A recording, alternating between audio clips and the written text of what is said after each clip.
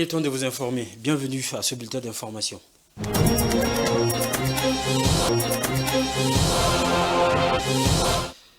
Ce bulletin d'information part de la visite d'État du président de la République, Félix Tshisekedi, au Tchad, pour terminer son déplacement ce mardi en Djamena. Le président congolais a d'abord eu droit aux honneurs militaires au palais présidentiel en compagnie de son homologue Mahamat Idriss Déby Itno, revue des troupes, salut au drapeau et hymnes nationaux. Toute une solennité déployée en l'honneur de l'invité de marque. Les deux chefs d'État ont eu un tête-à-tête qui a été suivi d'une cérémonie de signature de 3 accords de coopération. Un accord de coopération global, un accord d'exemption des visas réciproques pour les citoyens de chaque pays et un accord pour des consultations diplomatiques. Retrait des troupes onusiennes de la RDC, le vice-premier ministre, ministre de l'Intérieur, Sécurité, Décentralisation et Affaires coutumières, Jacques Chabani Louko, a pris part à la cérémonie consacrée à la fermeture des bases de la mission de l'Organisation des Nations Unies pour la stabilisation en République démocratique du Congo, MONUSCO en sigle, au sud Kivu, hier mardi 25 juin. À Bukavu, chef-lieu de la province, ce en présence de la première ministre chef du gouvernement, Madame Judith Souminois. Prenant la parole, le VPM s'est exprimé en ces mots. Suivez. La cérémonie mémorable qui nous réunit ce jour trouve sa solennité en ce sens qu'elle marque la fin de la première phase du processus de désengagement de la MONUSCO. En clair, suivant la résolution 2717 du 19 décembre 2023 du Conseil de sécurité, nous consacrons la fin de la mission onusienne dans la province du Sud Kivu. C'est l'occasion pour moi de souligner que le retrait de la MONUSCO au Sud Kivu a été réalisé dans les délais impartis. Il y a donc lieu de remercier toutes les parties prenantes dont la contribution aura permis pareil résultat. Je pense ici notamment aux experts du gouvernement national et provincial, de la MONUSCO, de l'équipe des pays des Nations Unies et de la société civile. Si le désengagement concourt au transfert des bases militaires et installation de la MONUSCO aux forces de défense et sécurité nationale, la transition, quant à elle, constituera cette période pendant laquelle le gouvernement assumera pleinement les activités autrefois exercées par la mission onusienne avec l'appui des agences, fonds et programmes du système des Nations Unies.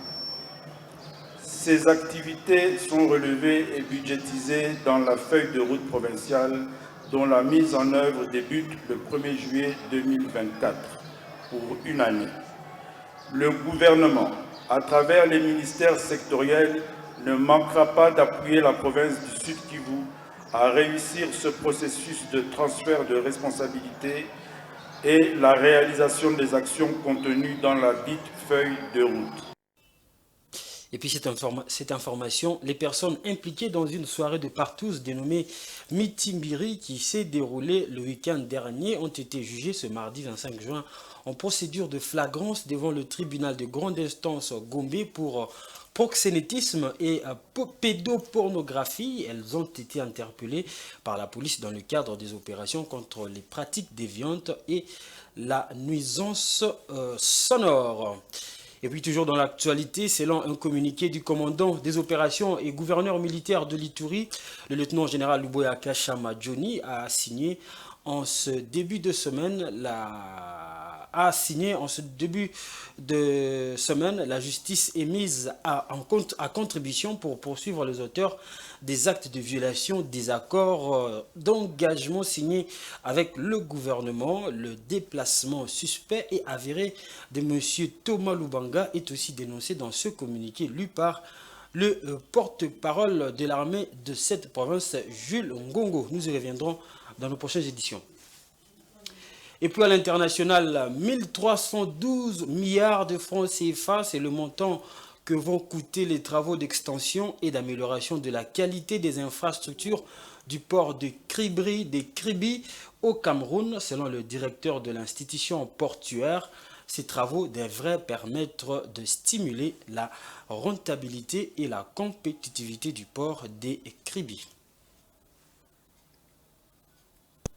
Dans la perspective de l'atteinte de ces objectifs, le port de Kribi, situé dans le sud du Cameroun, aspire à s'industrialiser pour atteindre son plein potentiel. 1312 milliards de francs CFA sont nécessaires pour développer le volet industrialisation de la mégastructure établie sur une superficie de 15 000 hectares. Une enveloppe que l'institution portuaire compte lever à travers les opérations de titrisation des créances sur le marché de la bourse des valeurs mobilières. Une part importante de ces fonds, soit 524,8 milliards de francs CFA, sera dédiée à l'aménagement, l'exploitation et la maintenance de la zone industrielle intégrée de 1500 hectares destinée à accueillir les activités logistiques et industrielles. Les fonds devraient permettre également d'améliorer la desserte et la connectivité, mais aussi l'extension des infrastructures portuaires. Quand on vous énumère l'utilisation, vous comprenez pourquoi.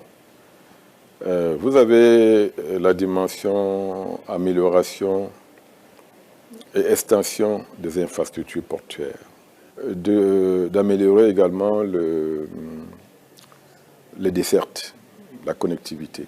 On ne fait pas d'industrie sans énergie, donc il sera certainement question de construire des lignes de transport d'énergie par rapport à des sources qui existent déjà. Le port autonome des Kribi, qui à l'heure actuelle compte environ 40 entreprises industrielles en activité dans les secteurs de la cimenterie, assemblage automobile, agroalimentaire ou encore forêt-bois, ambitionne aussi de se positionner comme étant une zone économique spéciale de nouvelle génération. Objectif, améliorer davantage la rentabilité et la compétitivité de l'espace portuaire. La construction du terminal minéralier d'une capacité de 125 millions de tonnes, projeté pour 2025, est un projet central qui devrait permettre au port d'atteindre le cap de pôle d'exportation à grande échelle. C'est un projet très important pour nous. L'objet même du port de Kribi, c'est de permettre l'exportation des richesses, notamment minières, comme l'a dit le chef de l'État. Donc, d'où l'emphase que nous mettons sur le terminal minéralier.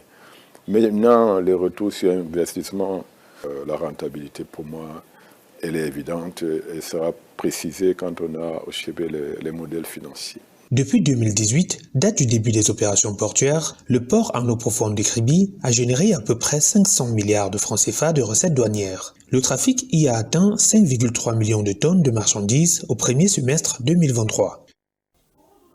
Et voilà, c'est la fin de ce bulletin d'information. Merci à vous, chers téléspectateurs, de l'avoir suivi. Prochain rendez-vous de l'information, c'est à 19h30 avec la grande édition, c'est sur Géopolis Télévision. Au revoir.